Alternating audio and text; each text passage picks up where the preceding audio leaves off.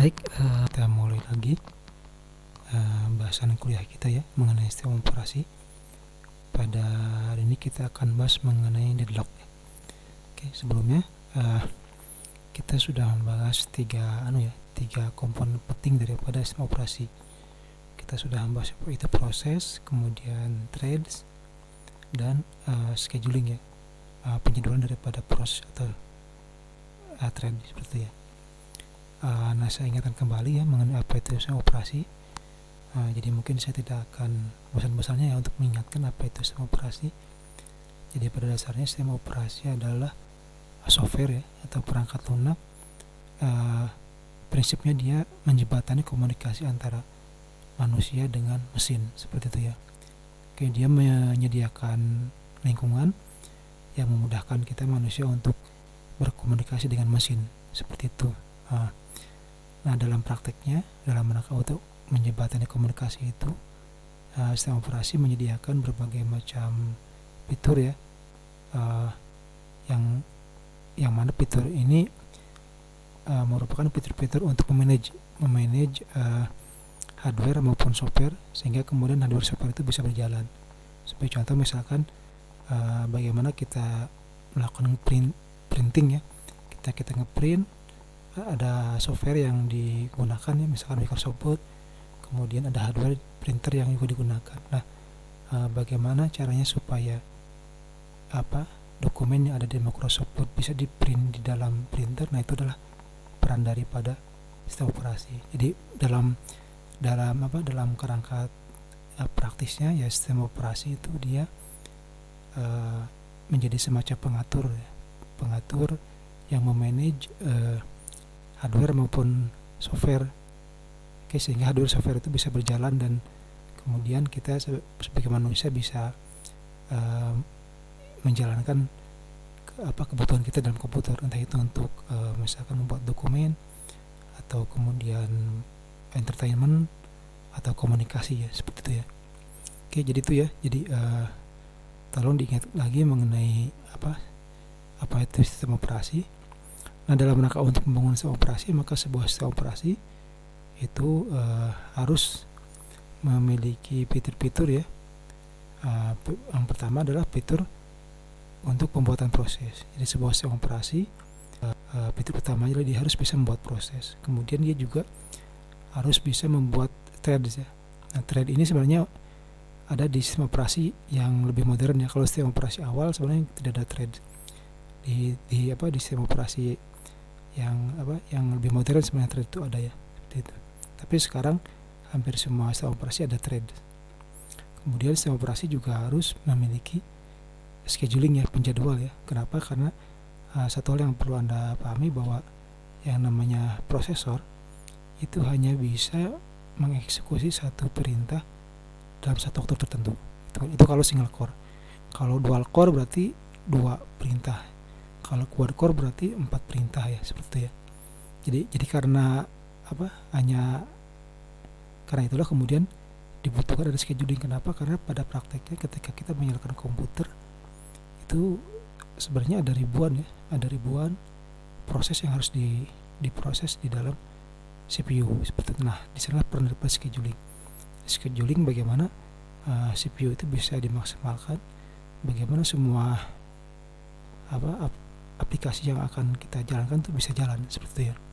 Jadi kalau Anda misalkan membuka komputer, kemudian Anda membuka Microsoft Word, Anda membuka WinM, Anda browsing, nah supaya ketiganya berjalan, itulah peran daripada sistem operasi ya, melalui scheduling tadi ya, seperti ya.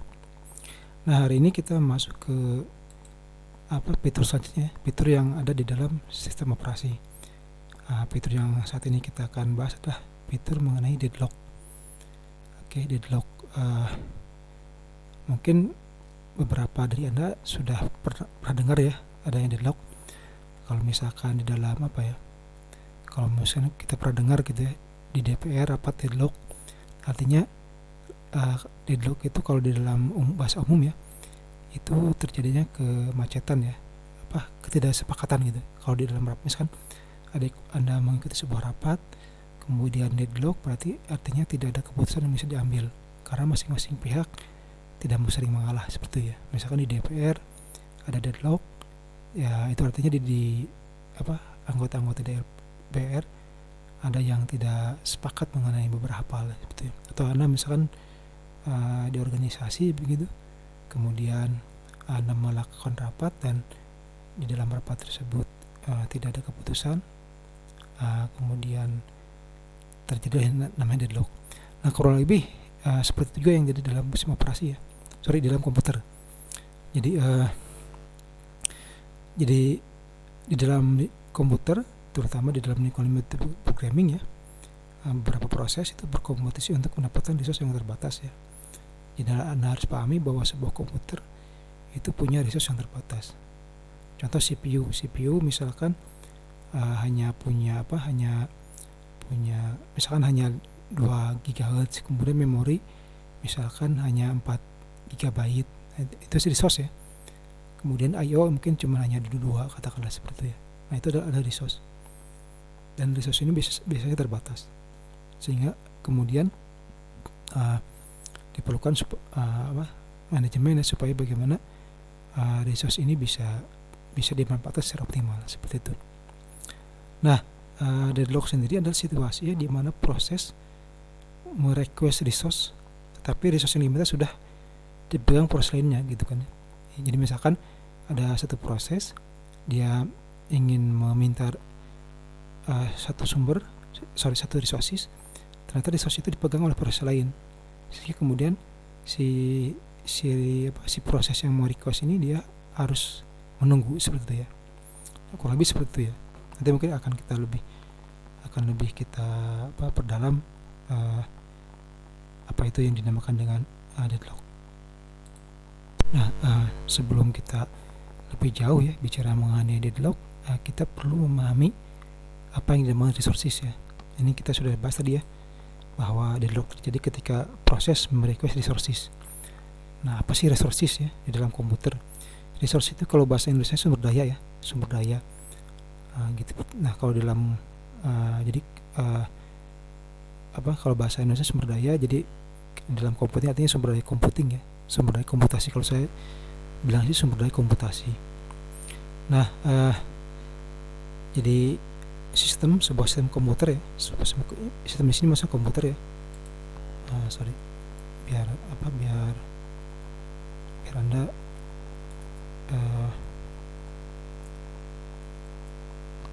bisa fokus ya. Jadi sistem komputer itu terdiri dari berbagai resources yang bersifat terbatas ya. Itu sudah kita bahas tadi. Nah, resource ini sendiri dibagi ke dalam tipe atau kelas yang berisi resource yang sama ya. Contoh misalnya CPU, kemudian ada memori,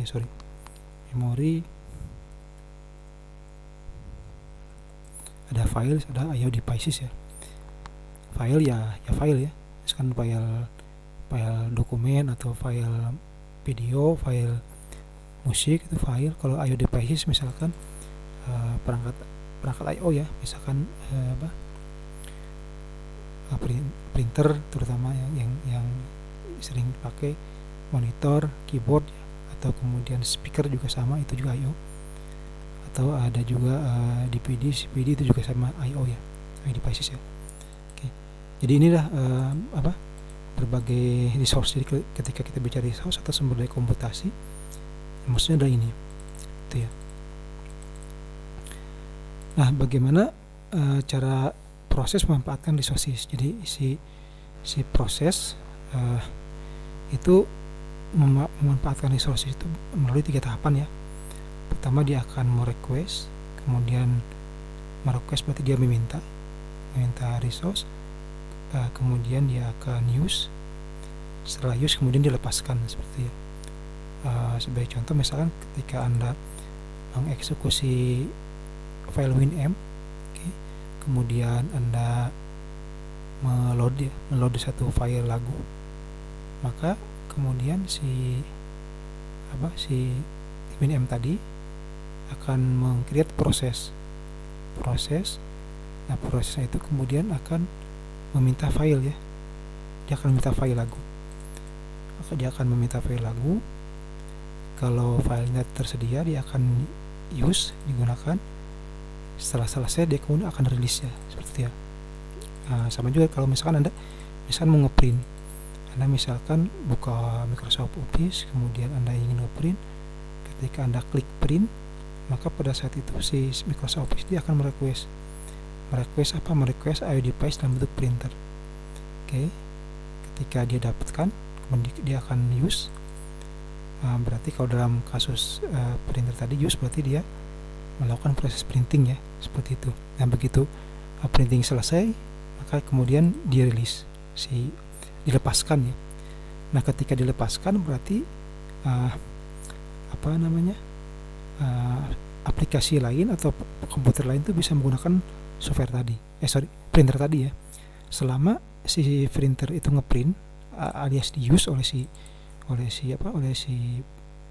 proses kita, maka dia tidak akan bisa dipakai oleh orang lain. Oke. Jadi selama di use ya hanya proses kita yang akan bisa menggunakan printer tadi. Begitu selesai ngeprint, kemudian dirilis, barulah kemudian proses lain bisa menggunakan printer yang tadi kita sudah pakai ya. Nah itu ya, cara kerja, bagaimana proses memanfaatkan resource. Jadi jadi ini masih ada hubungan dengan ini ya. Jadi antara ini dengan sekarang itu ada hubungannya ya. Ini ya. Jadi bahasan mengenai proses dengan bahasan kita saat ini berhubungan gitu kan. Bahkan sebenarnya deadlock ini ada kenapa? Karena memang merujuk kepada proses ya. Karena di zaman dulu, zaman awal-awal adanya komputer, sering terjadi adanya proses yang tidak dijalankan dieksekusi oleh komputer gitu. Kenapa? Karena terjadi deadlock tadi ya. Oke. Nah ini request dalam bentuk system call. Jadi masing-masing sistem operasi sudah menyediakan ya beberapa fungsi untuk kita gunakan untuk memanfaatkan resource tadi ya. Ada request, ada fungsi release, ada fungsi open, dan ada fungsi close. Nah, untuk implementasinya nanti beda-beda untuk setiap sistem operasi ya. Artinya antara Windows dengan Linux, kemudian dengan Macintosh itu akan berbeda-beda. Oke. Ini resources ya. Jadi Anda harus paham dulu apa itu resources ya. Karena deadlock itu, ketika kita bicara materi deadlock, berarti bagaimana caranya kita memanage supaya proses bisa memanfaatkan resource seperti itu ya. Oke. Nah, di dalam setiap penggunaan resources, sistem operasi itu akan memeriksa ya setiap proses, apakah proses tadi mendapatkan resource yang diminta atau tidak gitu kan. Jadi ketika kita misalkan ingin ngeprint, kita menggunakan Microsoft Office untuk ngeprint, maka sistem operasi itu akan memeriksa apakah proses print kita yang kita eksekusi tadi sudah mendapatkan resource atau belum, seperti itu ya. Nah, jadi ini yang perlu Anda pahami ya. Jadi ketika Anda misalkan suatu saat nanti ingin merancang sebuah sistem operasi, Anda harus pastikan bahwa sistem operasi Anda itu akan memeriksa setiap proses apakah mendapat resource yang diminta atau tidak, seperti ya. Jika proses meminta resource yang sedang digunakan proses lain, maka proses masuk ke dalam antrian ya, seperti itu ya. Jadi misalkan di kantor Anda ada 3 komputer, dan ketiga komputer ini terhubung ke dalam satu printer. Misalkan komputer 1 ngeprint, nah Anda di komputer 2, ketika komputer 1 sedang ngeprint dan Anda komputer 2 ingin ngeprint, maka Anda akan ketika Anda klik tombol print, maka komputer Anda akan membuat proses meminta resource. Tapi karena sedang digunakan oleh komputer 1, maka kemudian si proses yang Anda buat itu tidak akan bisa menggunakan printer tadi. Tapi Anda harus menunggu terlebih dahulu sampai kemudian si komputer 1 selesai ngeprintnya, seperti itu ya. Nah, sekumpulan proses ada dalam status deadlock ketika setiap proses dalam sekumpulan proses tersebut menunggu event yang disebut oleh proses yang lain. Oke, jadi deadlock terjadi ketika kemudian proses dalam itu menunggu. Jadi misalkan proses Anda membutuhkan resource, tapi resource-nya sudah dipegang oleh proses lain. Nah, itu deadlock ya. Seperti itu. Oke, nah ini mungkin sedikit gambaran ya mengenai deadlock seperti apa. Jadi contoh misalkan suatu sistem terdiri dari 3 DPD-RW ya. 3 drive ini dipegang oleh 3 proses. Ketika masing-masing proses request drive yang lainnya, maka akan terjadi deadlock karena masing-masing menunggu yang lain melepas drive ya. Jadi misalkan Anda komputer 1, Anda misalkan punya proses Anda memegang DPD 1, kemudian teman Anda memegang DPD 2, dan yang lain memegang DPD 3. Nah, ketika Anda misalkan ingin mengakses DPD 2, itu tidak bisa. Kenapa? Karena DPD 2 sedang dipegang oleh teman Anda, seperti itu ya. Dan sebaliknya gitu kan. Oke, jadi Anda bisa kebayang ya mengenai deadlock ini. Jadi ketika Anda butuh sesuatu, nah sesuatu itu ternyata kemudian dipegang oleh pihak lain. Dan kemudian saling memegang, tidak mau saling melepaskan. Nah, itu deadlock ya. Seperti itu. Kalau misalkan Anda megang 1, teman Anda megang 2, yang ini teman 3, tapi kemudian yang kedua melepaskan, nah berarti kan kedua kosong, maka berarti Anda bisa masuk. Nah, itu bukan deadlock namanya ya. Jadi ketika salah satu dari 3 DPD ini melepaskan, maka Anda bisa kemudian masuk ke yang dilepaskan tadi. Nah, kalau itu bukan deadlock. Deadlock terjadi ketika yang satu butuh yang 2 atau yang 3, tapi kemudian yang 2, 3 tersebut dipegang oleh yang lain dan tidak mau melepaskan. Itu deadlock ya. Seperti itu. Oke, yang kedua contohnya kemudian yang kedua adalah suatu sistem terdiri satu printer dan satu DPD ya. Nah, printer dipegang oleh P, oleh proses I, sedangkan DPD dipegang oleh proses J. Oke. Nah, ketika proses I request DPD dan proses J request printer, maka terjadi deadlock ya, itu ya. Oke, jadi si PI pegang DPD, si PJ pegang printer. Printer dipegang oleh PI, kemudian DPD dipegang oleh PJ. Nah, kemudian si PI mau request DPD, sedangkan si PJ mau request printer. Nah, itu tidak bisa. Kenapa? Karena sudah dipegang oleh orang lain ya. Nggak, karena memang bisa dipegang oleh pihak lain gitu. Kecuali kalau misalkan si PI request DPD, terus si PJ misalkan request file dulu, nah baru itu bisa gitu kan. Kenapa? Karena ketika si PJ request file, maka si PJ akan melepas DPD dulu. Nah, itu ya. Nah itu bedanya ya. Jadi ketika kedua belah pihak masih memegang kedua pihak membutuhkan masing-masing resource yang dipegangnya, tapi tidak mau saling melepas. Nah, itu deadlock seperti itu.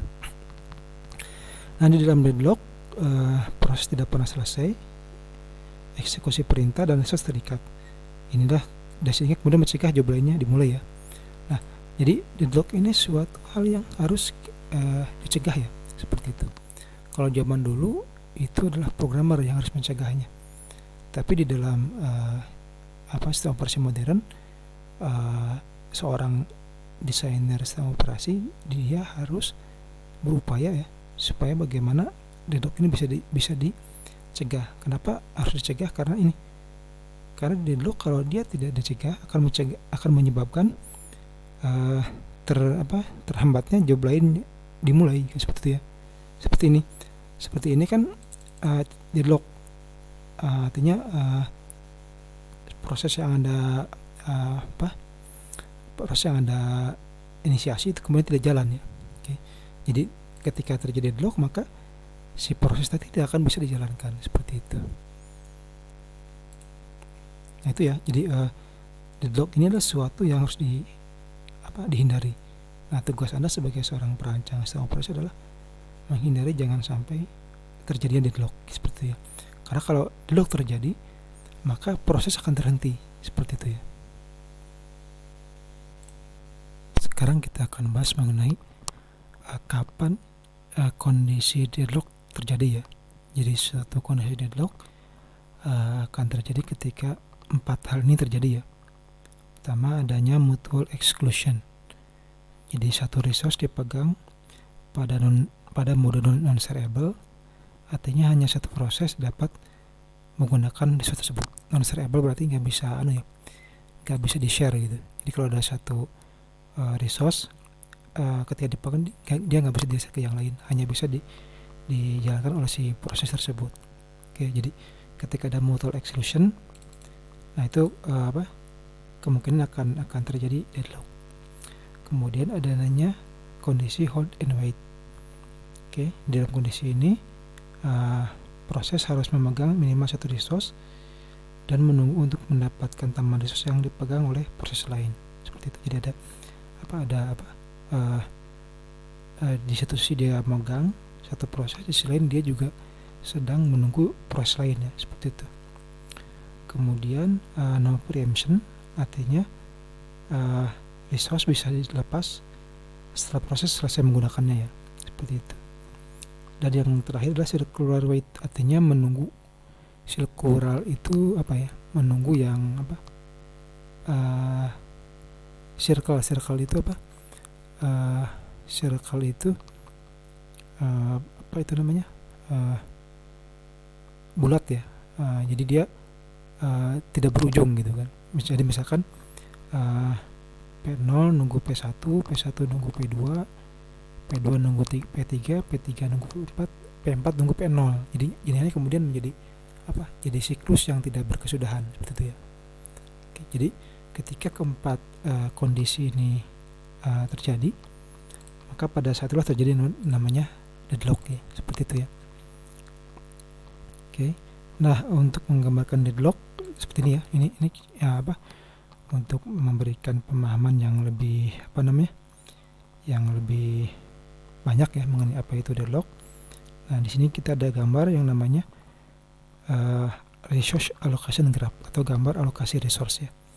Oke, jadi di sini kita ada dicontohkan ada 3 proses ya. P1, P2, P3. Kemudian ada 4 resource. R1, R2, R2, R3, R4. R1 hanya 1, R3 hanya 1. Nah, R2 ini dia punya 2 instance ya. Dia punya 2 instance. Kalau yang R4 dia punya 3 instance. Oke, jadi ini P1. Nah, P1 ini artinya dia, nah kita lihat sini ya, panahnya ya, panah masuk ke sini, artinya P1 dia sedang memegang R2. Oke, itu ya. Kemudian ini sini, ini artinya P1 menunggu R1 ya. Nah, P2 di sisi lain dia juga sama memegang R2, tapi kemudian dia pada yang sama juga memegang R1 ya. Jadi kalau P1 memegang R2 dan memegang R2 dan menunggu R1, kalau P2 dia memegang R1 dan R2 ya. Jadi kalau ini ke sini berarti memegang. Ini memegang, kalau ini berarti menunggu. Seperti itu ya. Memegang berarti dia sedang menggunakan ya. Seperti itu. Nah, adapun P2 dia memegang R2 dan R1 dan dia sedang menunggu R3. Nah, P3 dia sedang menggunakan R3 ya, seperti itu. Nah, kalau kita lihat di sini tidak ada namanya circular wait ya. Ini ya. Jadi circular wait itu menunggu yang tidak berkesudahan. Nah, kalau kita lihat di sini tidak ada proses menunggu berkesudahan. Kenapa? Karena ketika misalkan P3 selesai, maka R3 bisa dipakai oleh P2 ya. Kemudian ya intinya artinya tidak ada proses menunggu yang berkelanjutan gitu kan. Begitu P3 selesai, maka R3 akan digunakan oleh P2, kemudian R1 akan digunakan oleh P2 juga, kemudian R2 akan digunakan oleh P2, kemudian R2 akan digunakan oleh P1 dan P1 dan kemudian R1 akan dilepaskan oleh P1 seperti itu ya. Jadi di dalam gambar ini itu tidak terjadi deadlock. Oke. Tidak terjadi deadlock karena tidak ada circular wait ya. Begitu misalkan P3 selesai ya sudah. Ini kemudian akan dipakai ke sini. Ini akan selesai, akhirnya kemudian semua proses mendapat resource. Oke, itu ya. Jadi di dalam ini bukan, ini adalah alokasi resource ya, alokasi proses resource, di mana tidak terjadi deadlock. Kenapa? Karena tidak ada proses saling menunggu gitu kan.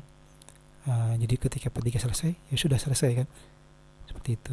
Nah, kita lihat gambar yang kedua. Nah, di dalam gambar yang kedua kita lihat si P3 ini dia kemudian menunggu menunggu R2, di mana R2 itu sedang digunakan oleh P2 dan P1. Nah, di dalam gambar yang ini dia terjadi namanya deadlock. Kenapa? Karena ada saling menunggu, ya kan? Ada saling menunggu. Kenapa? Karena R1 digunakan P1 dan ditunggu P2. Kemudian R3 digunakan P2 atau di hold P2, ditunggu R3. Nah, P3 istilahnya sedang menunggu R2 yang digunakan oleh P2 dan P1. Oke.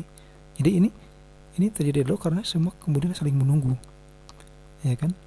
Ketika semua saling menunggu, ya itu di sini terjadi deadlock.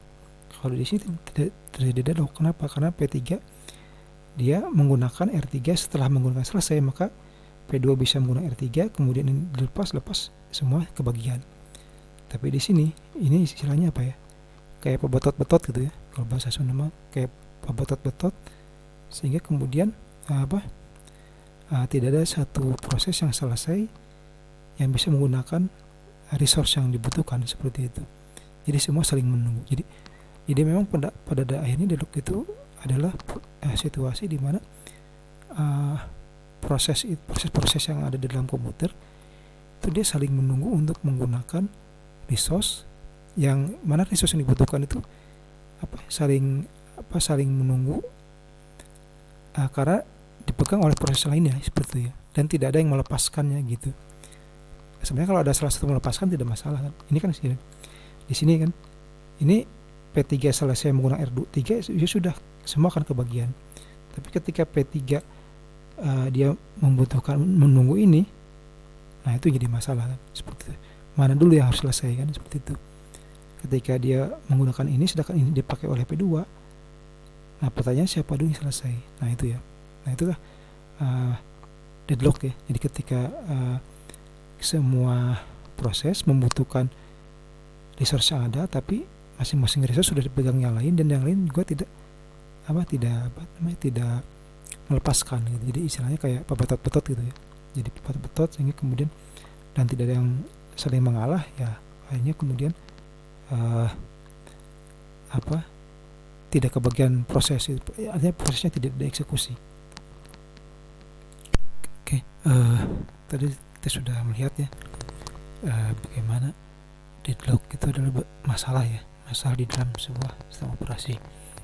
Kenapa? Karena kalau deadlock terjadi, maka akan ada proses yang tidak dieksekusi gitu. Artinya akan ada program yang tidak jalan, seperti itu, dan itu tentunya tidak diharapkan. Anda bayangkan Anda membuat sebuah sistem operasi, kemudian ada program yang tidak bisa dijalankan. Kalau itu misalkan Anda jual di pasaran, pasti tidak akan ada yang mau beli kan? Karena dianggap sebagai sebuah cacat, seperti itu ya. Oleh karena itu kemudian diperlukan apa saja sih metode yang bisa dilaksanakan ya untuk menangani deadlock ini. Ini di sini ada 3 ya, ada 3 metode untuk penanganan deadlock. Pertama, adanya protokol untuk mencegah terjadi deadlock. Nah, jadi Anda sebagai seorang desainer sistem operasi itu bisa bisa membuat sebuah protokol ya untuk mencegah terjadi deadlock, seperti itu. Yang kedua, sistem operasi yang Anda rancang itu memperbolehkan ya adanya proses untuk yang masuk ke status deadlock, kemudian mengenalinya dan recover. Oke, seperti itu ya. Jadi Anda di dalam sistem operasi Anda bisa rancang sebuah fitur untuk mengenali adanya deadlock dan merecovernya, seperti ya. Sehingga kemudian Setelah di recover, proses akan keluar dari deadlock dan kemudian bisa dieksekusi sehingga user bisa bisa menjalankan programnya seperti itu. Itu yang kedua ya. Yang ketiga adalah mengabaikan masalah deadlock dan seolah-olah tidak ada deadlock. Nah, ini yang ada di Windows dan Linux ya. Di Linux dan Windows itu menggunakan pendekatan ini. Nah, sehingga programmer yang kemudian bertugas untuk menangani deadlock. Jadi di dalam Linux dan Windows si programmer ya yang harus bertugas untuk menangani deadlock dan istilahnya berpikir bagaimana caranya menghindari tersebut ya, seperti itu ya. Nah, itu tuh metode penanganan deadlock ya. Oke, kemudian yang ini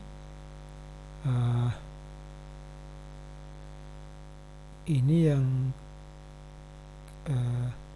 selanjutnya ya, mengenai deadlock prevention atau pencegahan deadlock. Bagaimana caranya mencegah deadlock? Ini ada 4 ya. Ini sesuai dengan tadi ya, sesuai dengan ini. Jadi deadlock dapat terjadi jika ada module exclusion, hold and wait, non-preemption, dan circular wait. Maka untuk mencegah ini, maka kemudian ini ya, ada 4 langkah. Pertama, untuk module exclusion yang tadinya non-shareable kemudian disebut shareable. Jadi yang tadinya si resource itu tidak bisa dibagi-bagi dengan proses lain, maka si resource tersebut kemudian bisa dibagi dengan yang lain kan. Ketika bisa dibagi dengan yang lain, maka tidak ada yang namanya saling menunggu ya, seperti itu ya. Jadi kan saling menunggu terjadi, jadi deadlock terjadi karena adanya saling menunggu. Nah, saling menunggu itu akan dapat dihindari ketika si resource itu bisa dibagi ke yang lain kan, seperti itu ya. Oke, kemudian untuk hold and wait. Nah, ketika proses request resource dipastikan bahwa proses tersebut tidak sedang memegang proses resource yang lain ya, seperti ya. Jadi ketika proses request resource, maka dicek dulu resource-nya dipakai nggak sama yang lain. Ketika dipakai sama yang lain, maka dia harus mencari resource lain yang tidak sedang dipakai yang lain, seperti itu ya. Jadi ketika Anda menjadi seorang programmer, maka programmer itu harus bisa mengecek dulu kan resource yang mau Anda pakai itu dipakai atau enggak. Kalau sedang dipakai sama orang lain, sama proses lain, ya nggak perlu dimintakan, seperti ya. Kemudian untuk yang ketiga, untuk yang non-preemption, jadi jika suatu proses request resource, maka harus dipastikan bahwa proses tersebut melepas terlebih dahulu resource yang dipegang. Nah, itu penting ya. Jadi ketika proses A misalkan mau merequest proses B, maka pastikan si proses A nya melepas dulu resource A nya, baru kemudian dia ngambil resource yang dia butuhkan, seperti itu. Jangan sampai misalkan dia meminta resource yang lain, resource baru, resource lama dia pegang dulu. Nah, jangan seperti itu ya. Jadi lepas dulu resource yang lama, baru dia mengejar resource yang baru kan, seperti itu ya. Nah, kemudian untuk masalah circular wait, nah ini bisa dilakukan dengan menerapkan total ordering. Jadi dari 1, 2, 3, 4 seperti itu ya. Jadi ketika total ordering tersusun dengan sistematis, maka tidak ada kemudian circular. Oke, jadi jadi ketika dia circular kan dia saling menunggu. Nah, ketika total ordering kan jelas jadi 1, 2, 3, 4, 5 dan seterusnya gitu. Tidak kembali lagi ke 0 seperti itu. Oke, bahasan terakhir adalah mengenai recovery from deadlock. Jadi jika misalkan terjadi deadlock, apa yang harus dilakukan ya? Nah, ya ada 2 pilihan yang bisa dilakukan. Pertama ada terminasi ya. Terminasi ini artinya mematikan ya. Ada 2 pilihan. Kita bisa mematikan semua proses yang deadlock seperti itu, atau mematikan satu proses untuk memutus siklus deadlock, seperti itu ya. Jadi itu tuh pilihan aja. Jadi kalau misalkan katakanlah Anda membuat sebuah program, Anda buat program itu kemudian dijalankan di Windows dan Linux dan kemudian terjadi deadlock di sana, ya maka tadi Anda bisa mematikan prosesnya, entah semuanya atau salah satu ya, seperti ya. Dan yang terakhir adalah preemption. Preemption itu artinya sistem operasi mengambil resource dari satu proses, kemudian proses itu diambil ya. Jadi misalkan seperti ini, misalnya deadlock kan, sekarang ini deadlock seperti ini ya. Anda lihat bahwa ini terjadi deadlock. Karena kalau preemption artinya misalkan untuk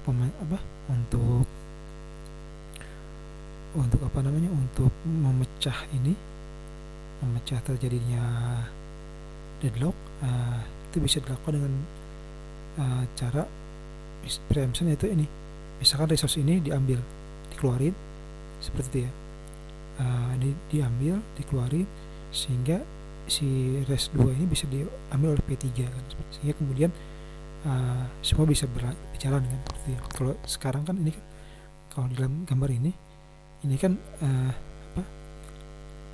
siklus terjadi deadlock karena proses tidak bisa berjalan. Kenapa? Karena saling menunggu kan. Tapi begitu misalkan salah satu ini dikeluarin, dikasih ke P3, maka P3 bisa jalan, maka yang lain juga akan jalan seperti itu. Nah, itu preemption ya. Jadi kalau terminasi adalah mematikan proses yang deadlock, kalau preemption adalah mengambil salah satu resource dari salah satu proses supaya siklus deadlock itu putus seperti itu. Oke.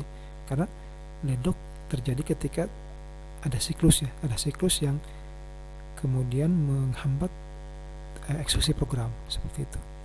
Nah, dengan preemption itu salah satu prosesnya itu siklusnya diputus dengan cara mengambil salah satu resource dan mengirim ke yang lain, dan mengirimnya untuk yang lain, sehingga kemudian supaya siklusnya terputus dan kemudian eksekusi bisa jalannya. Oke, itu mungkin yang bisa saya sampaikan mengenai deadlock ya.